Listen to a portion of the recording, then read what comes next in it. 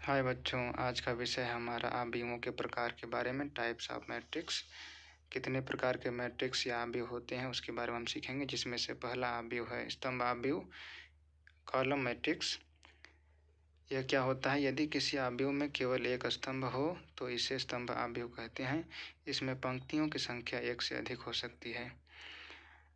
तो वो अवयव जिसमें स्तंभ मात्र एक हो लेकिन पंक्ति या रो ज़्यादा हो सकता है, उसे हम स्तंभ अवयव या कॉलम मैट्रिक्स कह सकते हैं।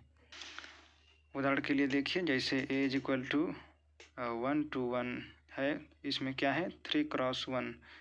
3 क्या है, उसमें पंक्ति है, रो है, और 1 क्या है, कॉलम है। इसको क्रम का स्तंभ अवयव, तो ये स्तंभ अवयव है। व्यापक रूप में A = Aij m × 1 m × 1 क्रम का स्तंभ अवयव है। इसे स्तंभ अवयव, देखिए इंग्लिश में गलत लिखा था तो हमने उसको कट करके कॉलम वेक्टर भी कहते हैं, ऐसा हमने आपको सामने रिप्रेजेंट कर रहे हैं। नंबर दूसरा टाइप है पंक्ति अवयव, रो मैट्रिक्स। यदि किसी अवयव में केवल एक पंक्ति हो तो उसे पंक्ति अवयव कहते हैं। इसमें स्तंभों की संख्या एक से अधिक हो सकती है, बिल्कुल पहले का उल्टा। उसमें स्तंभ एक था और मैट्रिक्स एक से अधिक था, लेकिन दूसरे में रो में क्या है, अभी रो एक रहेगा लेकिन स्तंभ या कॉलम एक से अधिक हो सकता है। जैसे B = 1 to 3 1 × 3 एक 1 × 3 का क्रम का पंक्ति अवयव है, जिसमें एक पंक्ति तथा 3 स्तंभ हैं। व्यापक रूप में B = Bij 1 × n 1 × n क्रम का पंक्ति अवयव है, जिसमें एक पंक्ति तथा n स्तंभ हैं। इसे पंक्ति सदिश या रो वेक्टर भी कहा जाता है। हमने कॉलम मैट्रिक्स में देखा था, उसको हम कॉलम वेक्टर भी बोल सकते हैं, और रो मैट्रिक्स को हम रो वेक्टर भी कह सकते हैं। नंबर 3 क्षैतिज अवयव या हॉरिजॉन्टल मैट्रिक्स। जिस अवयव में पंक्तियों की संख्या स्तंभों से कम हो उसे क्षैतिज अवयव या हॉरिजॉन्टल मैट्रिक्स कहते हैं। जैसे उदाहरण में देखिए, A = 1 2 3 4 5 6 2 × 3 एक क्षैतिज अवयव है, जिसमें हमें 2 पंक्ति तथा 3 स्तंभ दिख रहे हैं। तो जिसमें पंक्ति कम रहे स्तंभ ज़्यादा रहे उसे हम क्षैतिज अवयव कहते हैं। क्षैतिज अवयव में हमेशा पंक्तियों की संख्या स्तंभों की संख्या से कम ही रहेगा, स्तंभ ज़्यादा रहेगा क्षैतिज और पंक्ति कम रहेगा। नंबर तीसरा है ऊर्ध्वाधर अवयव, इंग्लिश में इसको वर्टिकल मैट्रिक्स बोलते हैं। जिस अवयव में स्तंभों की संख्या पंक्तियों से कम हो उसे ऊर्ध्वाधर अवयव कहते हैं। जैसे B = A B C D E F 3 × 2 3 × 2 का मतलब इसमें 3 स्तंभ है, कॉलम है और 2 रो या पंक्ति है। एक ऊर्ध्वाधर अवयव है क्योंकि इसमें 2 स्तंभ तथा 3 पंक्तियां हैं। कैसे इसमें 3 पंक्ति और 2 रो है? क्योंकि देखिए A B जो है वो एक पंक्ति हो गया, C D एक पंक्ति हो गया, E F तीसरा पंक्ति हो गया, और A C E पहला कॉलम है, B D F दूसरा कॉलम या स्तंभ है। नंबर 5वां प्रकार है मैट्रिक्स का वर्ग अवयव, स्क्वायर मैट्रिक्स। जिस अवयव में पंक्ति तथा स्तंभों की संख्या बराबर हो उसे वर्ग अवयव कहते हैं।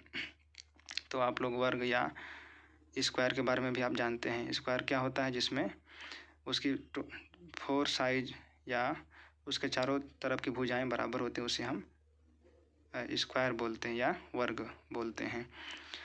ठीक उसी रीति से वर्ग अवयव में क्या है, इसमें पंक्ति भी उतना ही रहेगा जितना कि स्तंभ रहेगा, तो उसे हम क्या बोलेंगे, वर्ग अवयव। अतः n × n क्रम का अवयव एक वर्ग अवयव है जिसका क्रम n है। n क्यों लिखा है? क्योंकि n का मतलब कि उसमें m n दोनों = हो गया या बराबर हो गया, इसलिए यहाँ पे केवल n लिखा है, m नहीं लिखा। बल्कि जैसे मैं देखिए 2 उदाहरण दिया है। A = A B C D 2 × 2 है, B = 1 2 3 3 4 5 6 2 3 3 × 3 etc आदि। नंबर 6 पे हम आ गए, मुख्य विकर्ण एवं इसके अवयव, principal, diagonal and diagonal elements. तो बच्चों मुख्य विकर्ण एवं इसके अवयव क्या होते हैं, तो ध्यान से देखिए। यदि A = Aij m × n एक n अवयव हो तो अवयव के वे अवयव जिनके लिए I = j हो तो मुख्य विकर्ण के अवयव कहलाते हैं। आई मतलब कि उसमें रो और स्तंभ बराबर हो जाएं उनका क्रमांक, तो उसको हम क्या बोलते हैं, वो मुख्य विकर्ण का अवयव कहलाएगा। अतः A11 A22 A33 dot dot करके ANN, इसमें क्या है देखिए 1 रो भी 1 है और कॉलम भी 1 है। A22 में रो भी 2 है और कॉलम भी 2 है।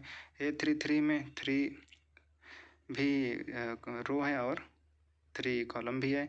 ANN में n रो भी है कॉलम भी, आदि विकर्ण के अवयव हैं। विकर्ण के अवयव जिस रेखा पर होते हैं वह अवयव का मुख्य विकर्ण कहलाता है। जैसे उदाहरण में देखिए A = 3 4 5 6 7 8 2 3 1, तो 3 क्या है A11 है, 7 क्या है A22 है और 1 क्या है A33 में A के विकर्ण अवयव 3 7 तथा 1 हैं। इसका दूसरा प्रकार है विकर्ण अवयव। तो विकर्ण अवयव क्या होता है, यदि किसी वर्ग अवयव Aij n × n में मुख्य विकर्ण को छोड़कर शेष सभी अवयव शून्य हों तो उसे विकर्ण अवयव कहते हैं। अतः A = Aij n × n विकर्ण अवयव होगा यदि Aij = 0 जब I ≠ j, मतलब कि जो रो का क्रम है वो j के क्रम के बराबर या कॉलम के j क्रम के बराबर नहीं है तथा इसे निम्न रूप में व्यक्त किया जाता है। जो हमने ऊपर देखा था मुख्य विकर्ण, उसका बिल्कुल उल्टा, उसमें क्या था कि I = j था। 6 का 1 देखिए मुख्य विकर्ण एवं उसके अवयव में I = j था तो उसे मुख्य विकर्ण कहते थे, लेकिन यहाँ पे जब इक्वल नहीं है तो उसको क्या बोलेंगे, विकर्ण अवयव। जैसे में डायग्राम देखिए A11 A22 A33 dot dot ANN, तो ये मुख्य विकर्ण 1 2 3 को छोड़कर बाकी सब 0 हो जाएगा तो इसको हम विकर्ण अवयव बोलेंगे। मुख्य विकर्ण, तो बच्चों अभी हमने मुख्य विकर्ण एवं उसके अवयव विकर्ण अवयव देख लिया। अभी 7वां प्रकार है मैट्रिक्स का अवयव का अदिश अवयव, स्केलर मैट्रिक्स। जिस विकर्ण अवयव के विकर्ण के सभी अवयव बराबर हों, शेष शून्य हों, उसे अदिश अवयव कहते हैं। अभी उदाहरण से आप लोगों को क्लियर हो जाएगा।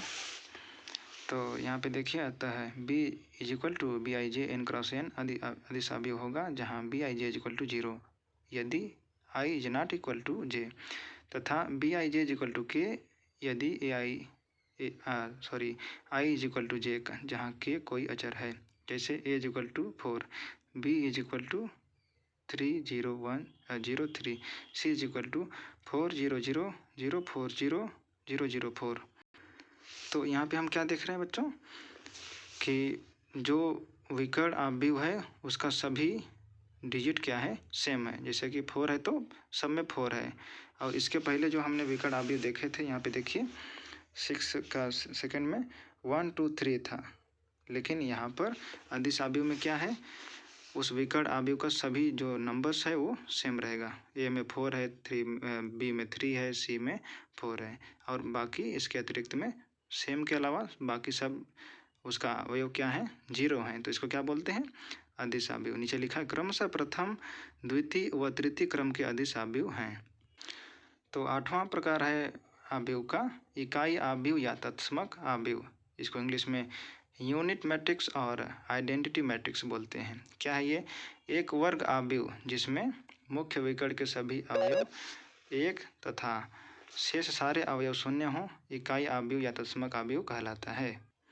इसका मतलब कि हमने वर्ग अवयव पढ़े थे। वर्ग अवयव में मतलब कि उसमें रो जितना रहेगा क्रम संख्या, उसका कॉलम संख्या भी उतना ही हो। स्पष्ट अवयव A = Aij n × n, यहाँ पे m की जगह भी n है, n की जगह पे n है।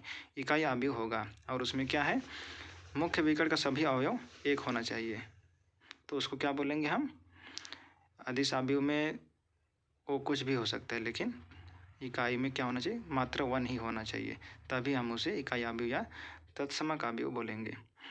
तो सामान्यतः n वें क्रम के इकाई अवयव को in से सूचित करते हैं। यदि क्रम ज्ञात हो तो इसे i से भी व्यक्त किया जाता है। जैसे I = 1 0 0 1 तथा I = 1 0 0 0 1 0 0 0 1 क्रमशः द्वितीय व तृतीय क्रम के इकाई अवयव हैं।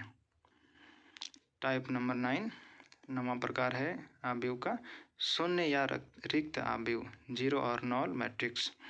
क्या है ये? यदि किसी अवयव के सारे तत्व शून्य हों, मतलब उस अवयव का सभी तत्व शून्य हो जाए, सभी एलिमेंट क्या हो, शून्य हो जाए, तो इसे शून्य या रिक्त अवयव कहते हैं।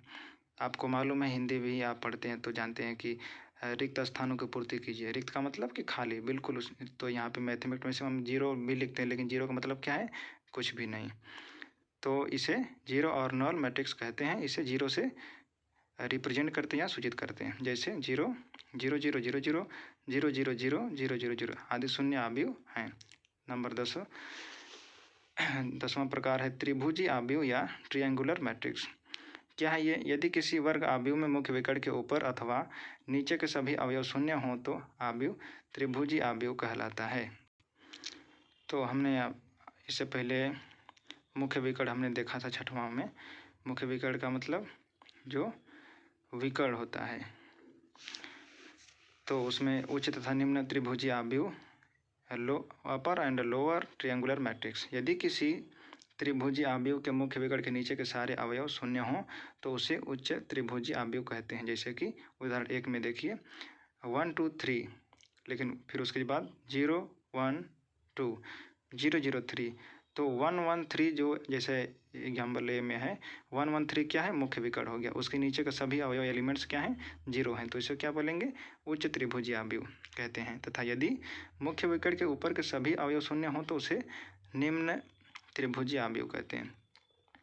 मतलब कि 0 यदि नीचे रहेगा तो उसको हम उच्च त्रिभुजी कहेंगे, और यदि 0 सब ऊपर हो गया, ऊपर का सब 0 है, मुख्य विकर्ण के ऊपर का सब डिजिट एलिमेंट, तो उसको हम निम्न त्रिभुजी अवयव कहेंगे। जैसे कि ए इज इक्वल टू देखिए लिखा है 1 2 3 0 1 2 0 0 3, इसका मुख्य विकर्ण बनाएंगे तो 1 1 3, नीचे का सब 0 तो उच्च त्रिभुजी अवयव हो गया। वैसे ही बी का एग्जाम्पल में 1 0 0 2 3 0 3 6 1, इसमें क्या है?